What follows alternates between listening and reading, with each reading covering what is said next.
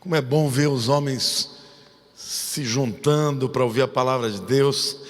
A gente sempre tem a sensação que na igreja quem busca mais são as mulheres, né? Mas eu louvo a Deus, porque aqui nessa igreja nós temos um grupo bom de homens que estão querendo mais de Deus. Quantos estão querendo mais de Deus? Queridos, eu sempre que vou trazer uma palavra, eu levo muito a sério essa oportunidade, porque eu sei da responsabilidade de trazer o recado de Deus.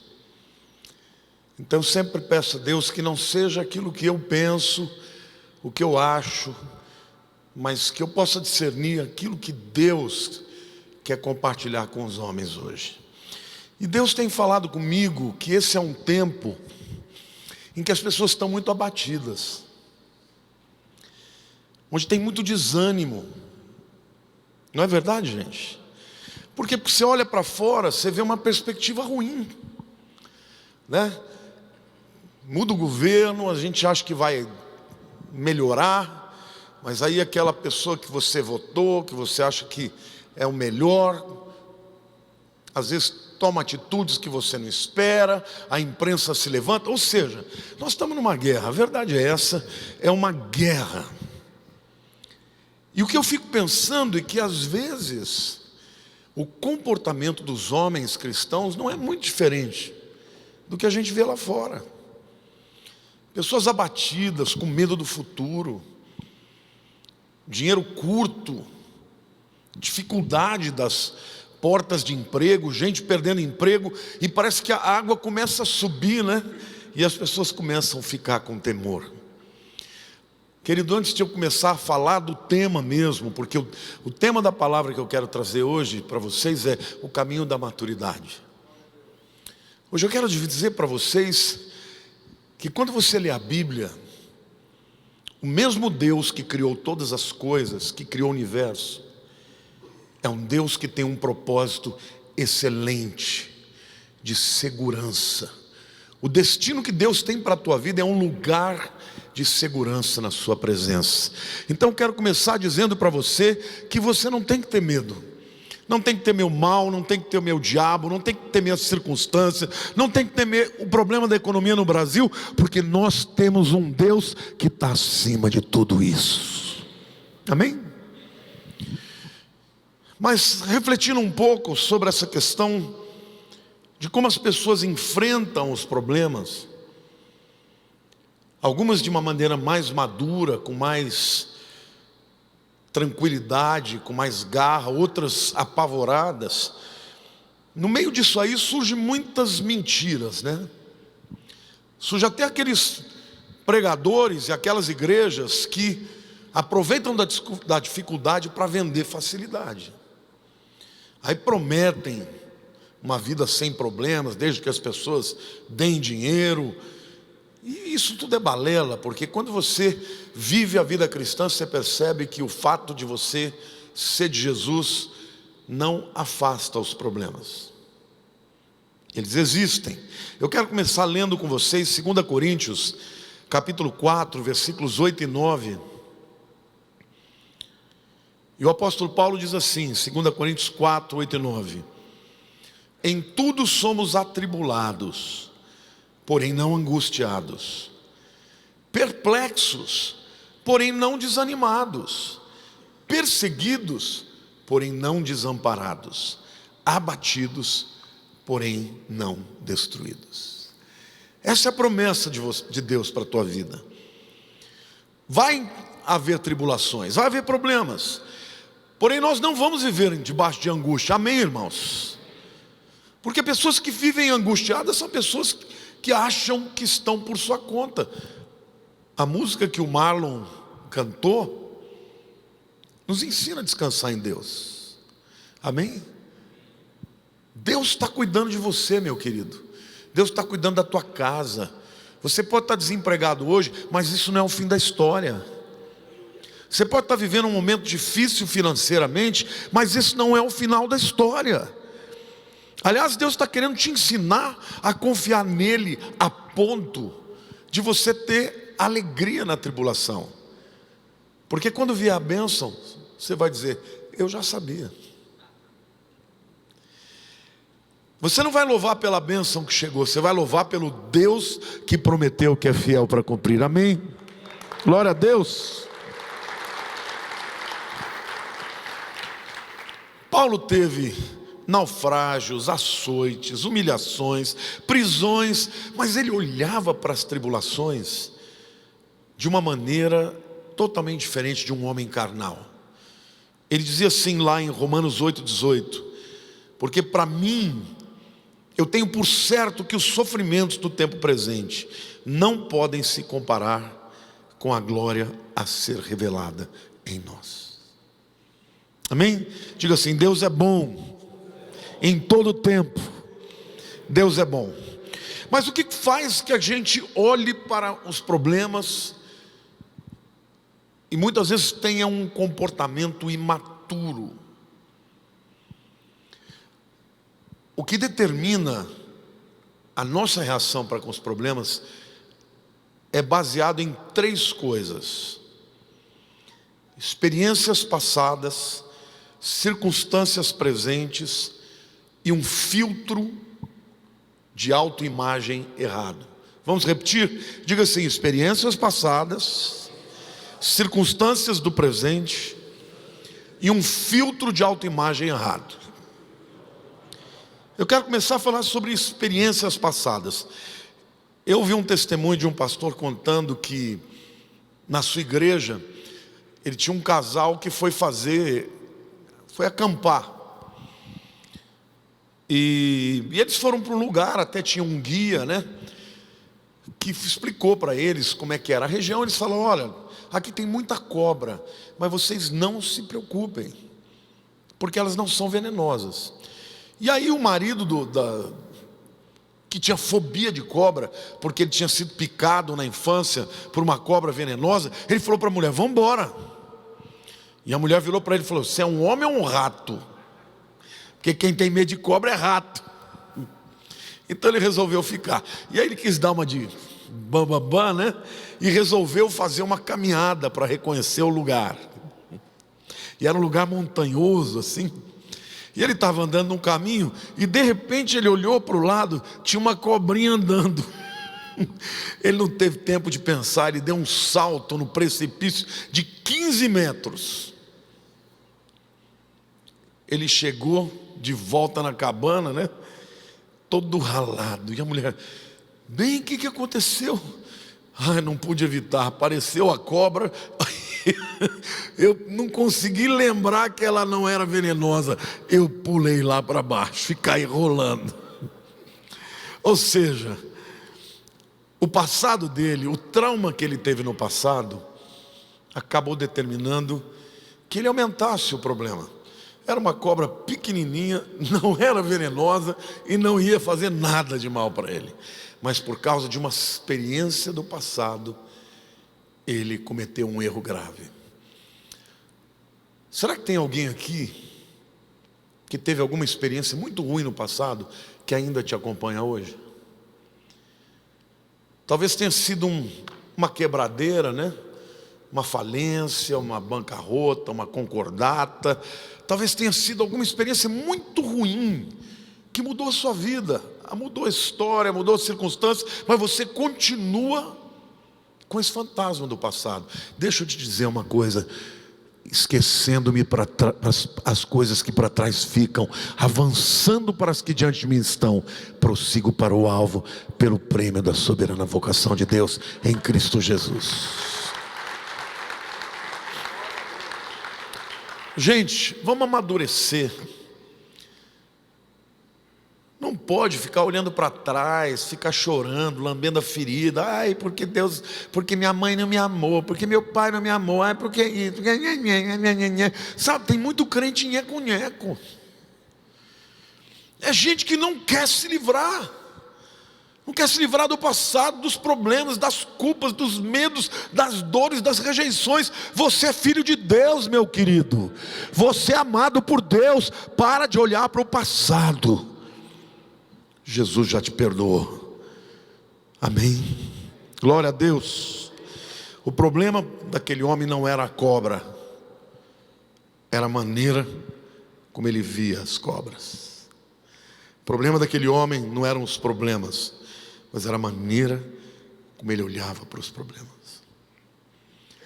Deus quer levantar homens aqui nesta igreja, e na dimensão da tua fé, do teu envolvimento com Deus, quanto mais você tiver conhecimento de Deus, menos os problemas vão te derrubar.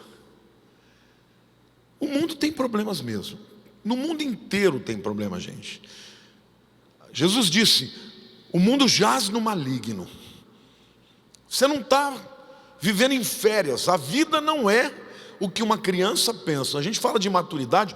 Eu vejo meu netinho de 6 anos, ele pensa que a vida existe para brincar. Ele olha para a minha cara e fala: vovô, hoje eu me encontrei com ele, de manhã eu fiquei orando, preparando a palavra, encontrei com ele na hora do almoço, falei: vovô vai para a igreja. Ele falou: mas por quê? Eu vou trabalhar, eu vou atender algumas pessoas e à noite vai ter um culto. Ele: vovô, fica aqui. A vida para ele é isso, é ir para a escola, que ele já acha muito, depois jogar bola, depois fazer desenho de super-heróis com o vô. A gente cresce, e quanto mais a gente cresce, os problemas vão aumentando, mas a gente tem que crescer e amadurecer para enfrentá-los, amém? Então uma das coisas que você tem que se livrar é das lembranças do passado, que te acusam. Talvez tenha alguém aqui que tenha perdido algo muito precioso, e diz assim: puxa vida, eu pisei na bola, agora eu não vou ter uma outra chance. Vai ter uma chance sim, porque Deus é um Deus que renova as oportunidades, amém? Não tem nada que o diabo tenha feito que Jesus não possa consertar, amém? Mas a segunda razão porque as pessoas temem os problemas é por causa das circunstâncias presentes.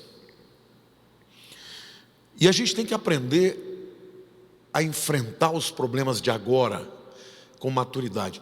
Quem aqui está vivendo algum problema muito sério hoje, no momento? Levanta a mão. Quantos aqui estão vivendo um problema financeiro? Vai aumentando o número de... Quantos aqui estão desempregados? Quantos aqui estão vivendo uma situação em que não conseguem enxergar a luz no fim do túnel, na vida profissional, ou na vida pessoal, ou na vida familiar? Ou seja, os problemas são democráticos, né? Todo mundo tem problema, gente. Pode ter certeza disso. Mas você pode olhar para os problemas de maneiras diferentes. Você pode responder o problema de uma forma negativa, e eu quero contar a história de um jardineiro. Essa é uma história verídica. Era um camarada que tinha um prazer enorme de cultivar o seu jardim. O jardim dele era impecável. Ele tinha vários tipos de flores, a grama era linda, e um dia entrou uma praga no jardim dele. E essa praga era muito forte. Ele consultou a internet, fez de tudo para ver se acabava com a praga. Não conseguiu encontrar nenhum pesticida que acabasse com a praga. Aí ele escreveu uma carta para o Departamento da Agricultura dos Estados Unidos.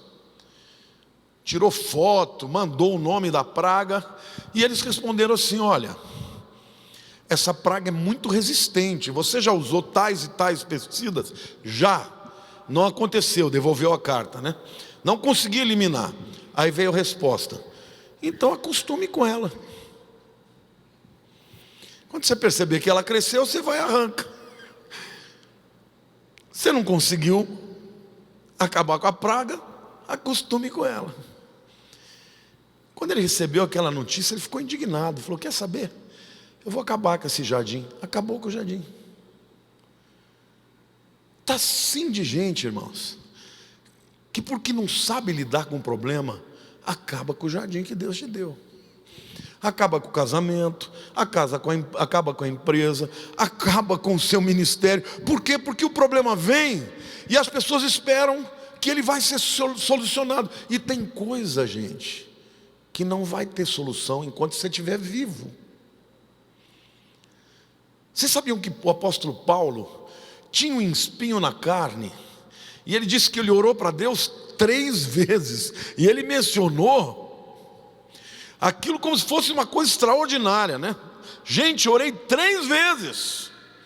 E o Senhor me falou: a minha graça graça te basta, porque o meu poder se aperfeiçoa no meio das fraquezas.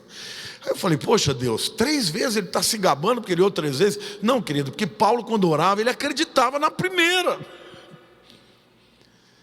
Então ele orou a segunda, mas não deu certo, orou a terceira, ele ficou: meu Deus, 3 vezes, porque ele devia ser daquele camarada que orava uma vez e já acontecia. Não foi assim. Eu tenho um espinho na minha carne que faz desde 94.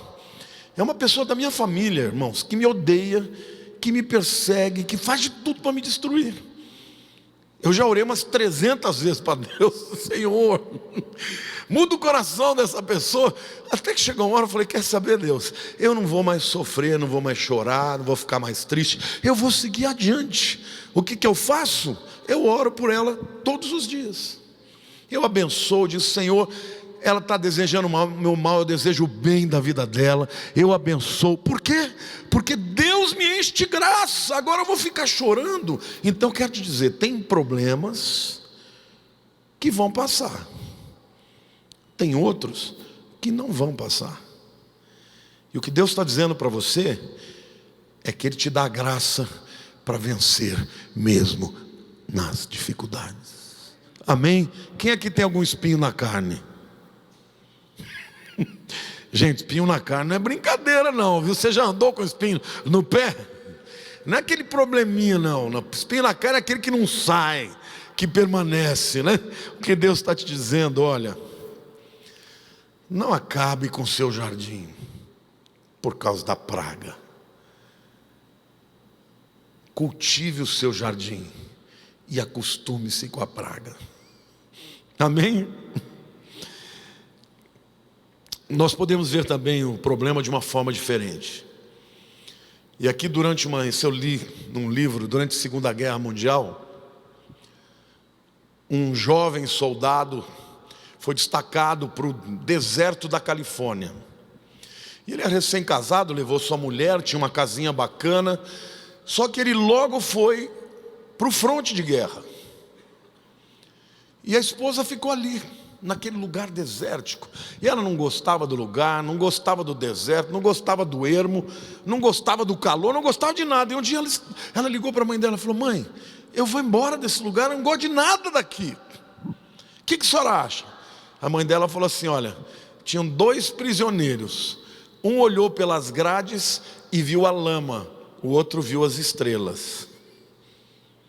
Ela simplesmente falou: bom, se eu entendi direito, a senhora está me mandando ver as estrelas, né? O que ela fez? Ela começou a estudar sobre as flores, sobre as plantas, sobre o cacto, estudou sobre o folclore daquele povo, dos índios que habitavam lá, começou a estudar um pouquinho da língua para conversar com eles quando chegava no mercado. Quando o marido voltou da Segunda Guerra, ela tinha escrito um livro sobre aquela região e se tornou uma pessoa conhecida, que passou a dar palestras sobre aquele povo, aquela região, aquela cultura. Ela escolheu ver as estrelas, o outro escolheu acabar com o jardim. O Senhor está dizendo para você que não importa se o teu problema é temporário, se ele dura um pouco mais ou se vai ser um problema da vida inteira, Ele vai te dar graça para você vencer. Amém ou não? Sabe o que eu aprendi, gente? Nos momentos mais difíceis da minha vida, eu já tenho uma certa caminhada com Jesus. Os momentos que eu fiquei mais firme com Deus foram os momentos de maior perseguição. Os momentos que eu comecei a enfrentar situações que eu não podia resolver foram os momentos que eu mais busquei a Deus, que eu mais cresci, que eu mais amadureci. Então saiba de uma coisa: tem 2 jeitos de você amadurecer na vida. O primeiro é a mentoria, é a obediência à palavra. O segundo é a tribulação. E Deus te ama tanto que Ele não vai querer que você seja um cristão imaturo. É bonitinho quando a criança fala errado, né? Quando fala tudo errado, é lindo. Uma criança banguela é linda, né? Banguelinha, nossa, caiu o dente de leite. Agora um camarada de 50 anos falando errado e com tudo banguelo, você acha horroroso, não é? As pessoas têm que amadurecer. As pessoas têm que crescer. E se for preciso, Deus vai permitir que você passe por tribulações e lutas. Não é Ele que vai colocar a tribulação, não é Ele que vai te tentar, mas Ele vai permitir o tentador, Ele vai permitir a prova. E eu quero declarar então, queridos, que aqui, esse grupo de homens aqui, Deus quer que você saia do banco, que você se levante, que você busque a Deus, que você comece a orar mais, amém? E que você cresça, a ponto de olhar para aquele problema que antes era enorme para você, e você agora olha e fala, puxa vida, esse probleminha me causou tanta preocupação. Amém? Você pode olhar como aquele jardineiro e ficar chateado da resposta de que não tinha jeito para a praga, então conviva com ela e desistir, acabar com tudo. Ou você pode olhar para o problema como aquela jovem e desejar passar a viver olhando para as estrelas. Amém? Quero citar aqui também uma questão histórica. O final do século XV, 1492, aliás, aquele século todo a Europa passou por um grande abalo. Tudo de ruim aconteceu. A Guerra dos 6 Anos, os otomanos invadiram a Europa, caiu o Império Bizantino, que era o império da Igreja Católica, se dividiu em 2. A navegação e os navegadores, por exemplo, venezianos, que faziam todo o comércio com as Índias através do mar Adriático, né? Vocês sabem que Veneza fica do lado oriental da Itália. E Veneza prosperou com esses navegadores que saíam para o Oriente vendendo produtos. Com o levantamento dos otomanos em 1453, simplesmente eles fecharam o mar Adriático. Quando os barcos dos venezianos iam passando, os barcos deles destruíam, pilhavam, roubavam. Então mudou toda a questão cultural, a questão financeira, econômica, o comércio da Europa. E o que eles fizeram? Bom, já que não podemos ir para o Oriente, vamos tentar ir pelo Ocidente, passando para as Índias. Mas na verdade, naquele tempo já começaram a surgir alguns navegadores dizendo, eu creio que tem mais terra do outro lado. E um jovem chamado Cristóvão Colombo, em 1492, decide ir para o oeste. Ele volta no ano de 1493 com a seguinte notícia: tem um mundo completamente novo lá. Mas em contrapartida, gente, um escritor muito famoso, um alemão, escreveu as Crônicas de Nuremberg, e ele diz assim: o fim é chegado, não sobrou nada para lutar. E ao terminar o seu livro, ele deixou um monte de páginas em branco, e nessas páginas ele sugeria que os leitores preenchessem os eventos ou as situações terríveis que eles tinham vivido. Que coisa, né? O mesmo lugar, de um lado um homem culto, preparado, olhando para o mundo, dizendo, acabou, não tem mais nada a se fazer. Do outro lado, um jovem decidindo ir buscar algo novo no mundo do outro lado, e trazendo notícias de que havia um mundo completamente novo. Foi a crise deste século que fez, por exemplo, que o pano de fundo para a reforma protestante acontecesse. No século seguinte, Martinho Lutero se levantou contra uma igreja católica enfraquecida.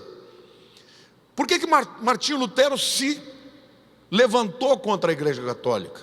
Todo mundo sabe que é por conta das indulgências, que era literalmente vender a salvação para os vivos e perdoar os pecados dos mortos. Mas por que a igreja romana fez isso? Porque eles não tinham dinheiro, eles estavam envolvidos em guerras no norte, e eles estavam financiando a Catedral de São Pedro. Então, como eles não tinham dinheiro, eles deram uma ajeitada na teologia, não é? Para levantar dinheiro. Aí Martinho Lutero se levantou e fez o famoso protesto, que gerou o nome protestantes, das bulas que foram colocadas na igreja de Wittenberg. Sabe essa situação difícil que você está vendo? Ela é literalmente o útero de uma grande mudança que Deus quer fazer na tua vida. Isso vale para o indivíduo, vale para a família, vale para uma cidade, vale para uma nação, vale para a sociedade. E a prova disso é que as nações do mundo que estão vivendo melhor do ponto de vista econômico são aquelas que estão mais longe de Deus.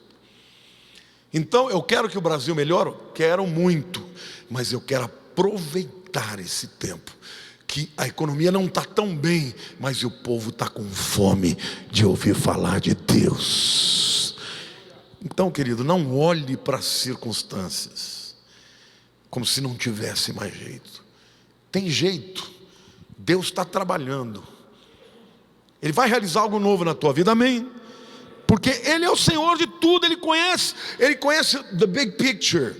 Os americanos dizem, you have to look at the big picture.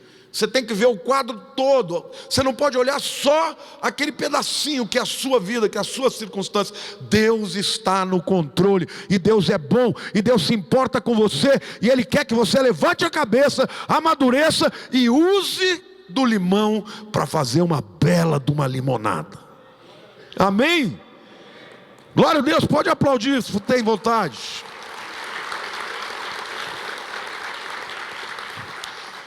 Então, se você está escrevendo nas páginas em brancos suas lamúrias, seus lamentos, seus reclamos, rasga isso fora e joga fora. Não fique cultivando lembranças ou declarações de que não tem mais jeito.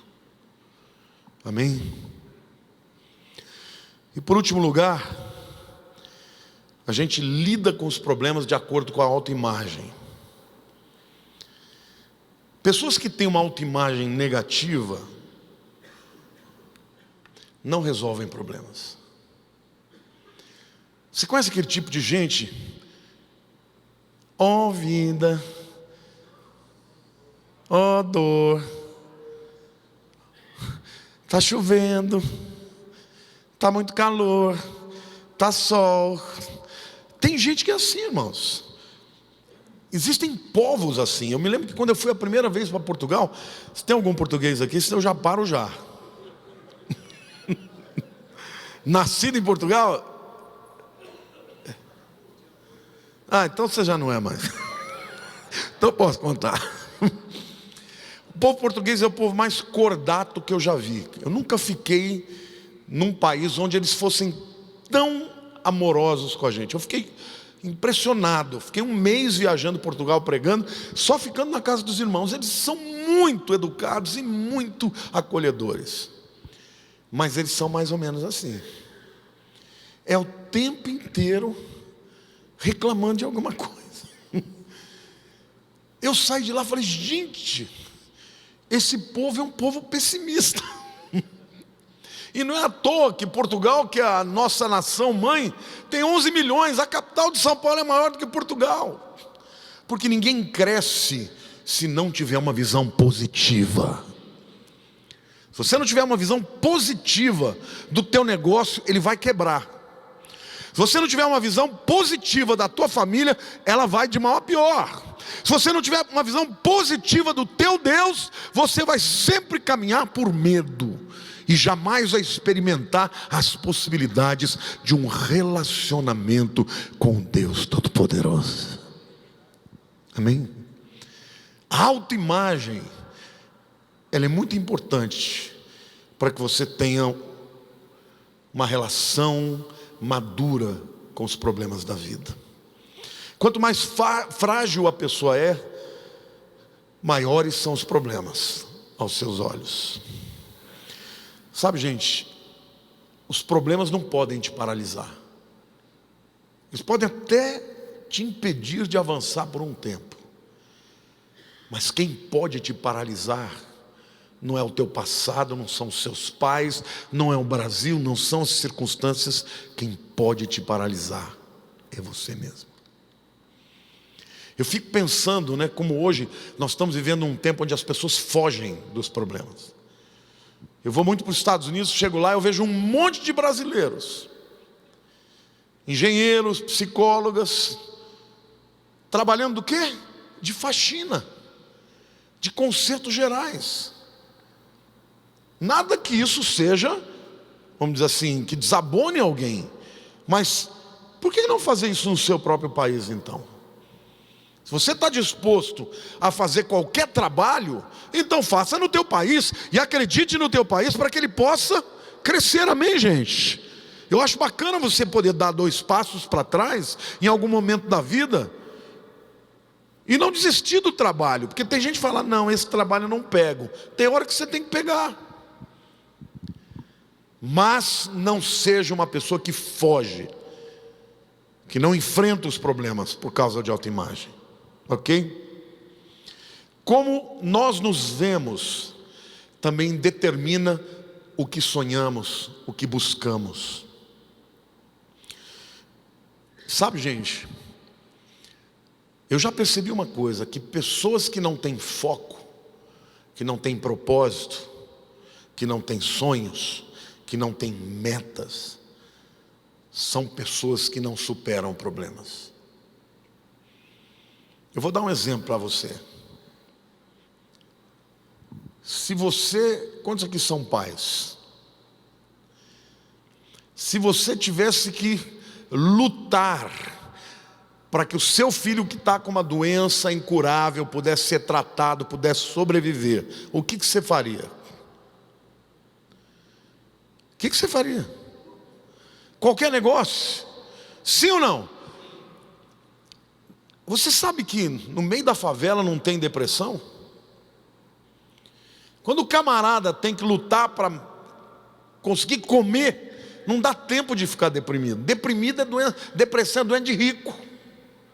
Sabe aquele cara que tem tempo demais, que tem dinheiro demais, ou que tem uma situação em que não é nada tão fundamental? Esse camarada, ele tem tempo de falar, ai, estou chateado com o meu passado, meu pai não me amou, minha mãe não me amou. Ah, vai te catar.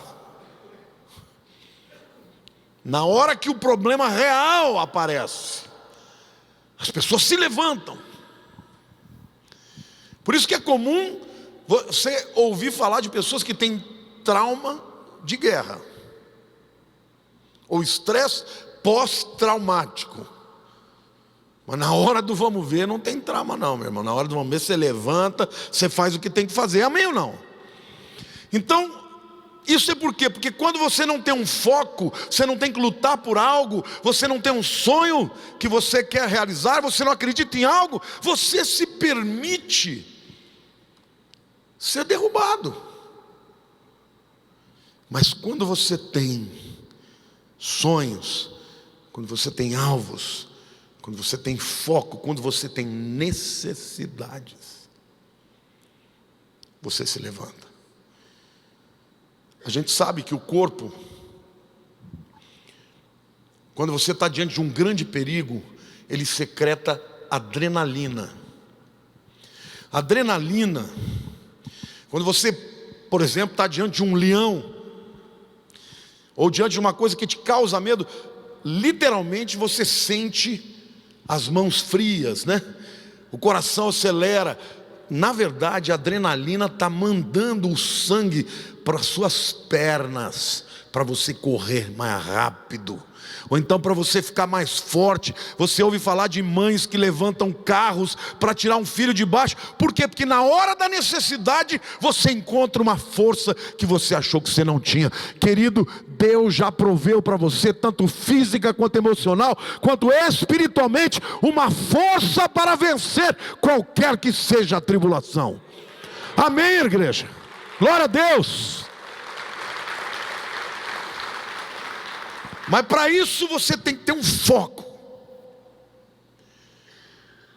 Eu sempre digo, os homens, sempre que eu venho falar aqui com vocês, eu quero ministrar sobre vocês esta visão de que você tem que ter um alvo, você tem que ter um propósito, você tem que ter um foco. Porque pessoas assim avançam. Sabe qual é a definição de foco? Foco é você enxergar algo e ficar cego para todo o resto. Quando você foca uma coisa, você não vê mais nada. Tem muita gente que está distraído demais com os problemas, quando deveria estar olhando para Jesus, esquecendo-me das coisas que para trás ficam e avançando para as que diante de mim estão. Prossigo para o alvo, o Senhor, pelo prêmio da soberana vocação de Deus em Cristo Jesus. Então esse negócio de ficar olhando para si, dizendo eu não tenho valor, eu não mereço, ninguém me ama, isso tudo isso aí é armadilha do diabo para te reter. Você tem uma inteligência que você não conhece, uma habilidade que você não conhece, mas Deus quer que você saiba que quando você se entrega a um relacionamento com Ele, Ele vai te fortalecer.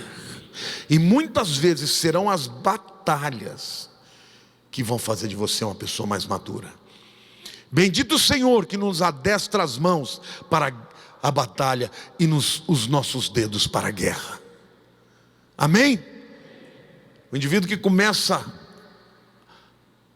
a retesar o arco, ele não tem força no princípio. Ele vai atirar, ele treme, ele perde o alvo. Mas depois de muita prática, os seus braços ficam fortes, ele consegue puxar a corda do arco sem perder o foco, porque ele está firme para aquela tarefa.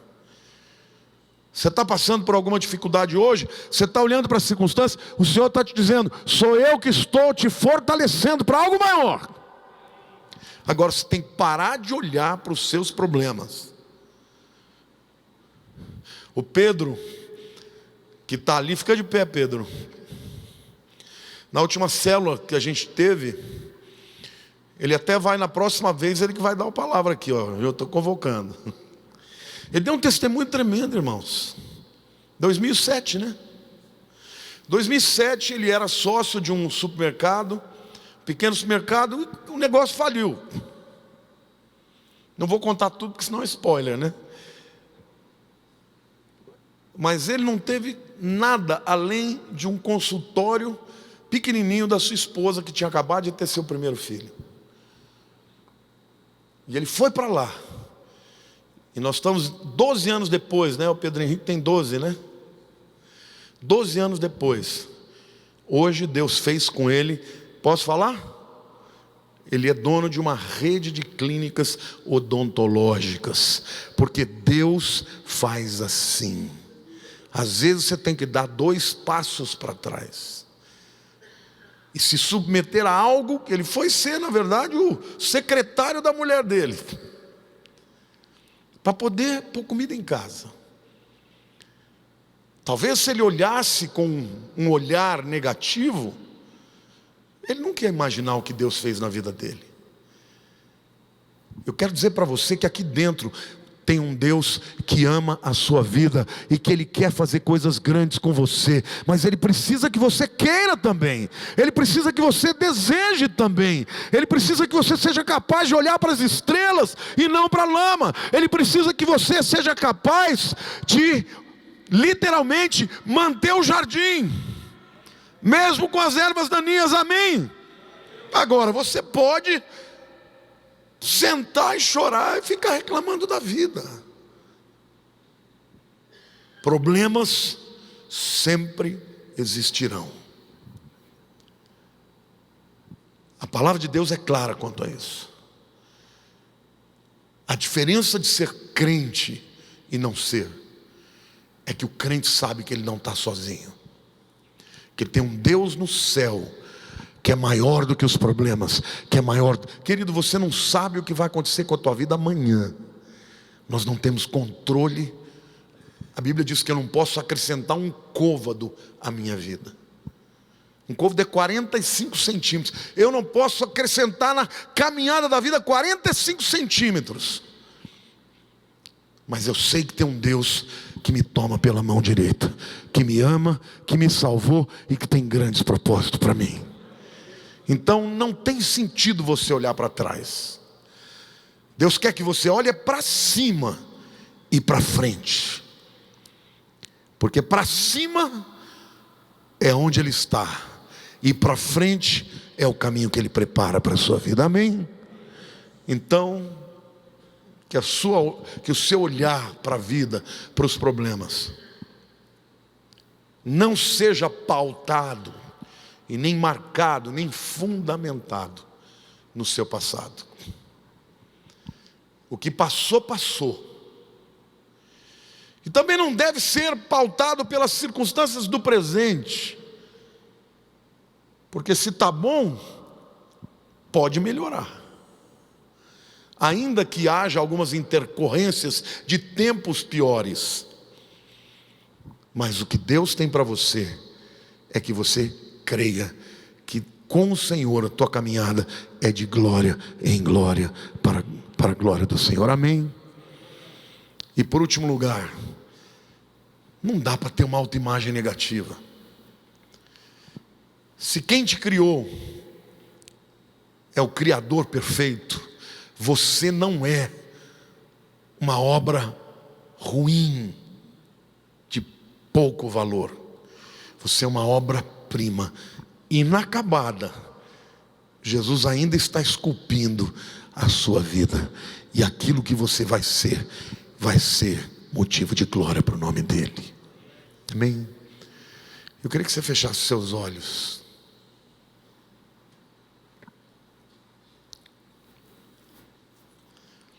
Eu quero orar pela sua vida. Se você tiver algum trauma que te judia, que te faz olhar para o passado,